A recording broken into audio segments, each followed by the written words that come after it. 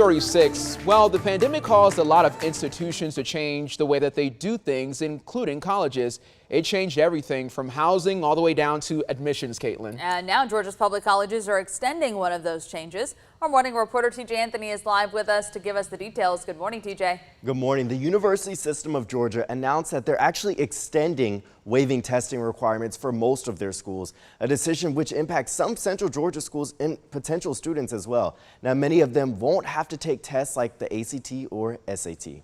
It was stressful because at the time I was living in a shelter. Markia Rawls says she wishes she could have opted out of taking the ACT to get into college.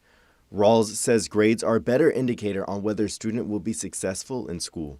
That's more long-term, like how a student is doing in school, what they're constantly giving to the school as opposed to like a test. Rawls is now heading back to college after taking a break, and her mom also gets the opportunity to apply to some schools within the University System of Georgia without worrying about the ACT or SAT. We're going test optional for 23 of the 26 institutions in the system.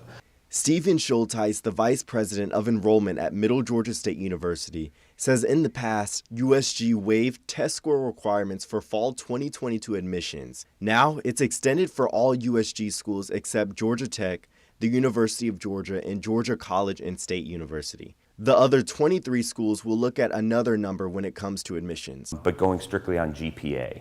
With USG's announcement comes opportunities for high schoolers participating in dual enrollment. We have a pathway that dual enrolled students do not have to submit an SAT or ACT test score to get into the dual enroll program.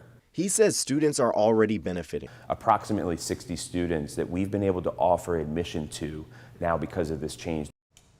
Now, test scores will be needed for students that want to apply for the Zell Miller scholarships. Caitlin, take it away.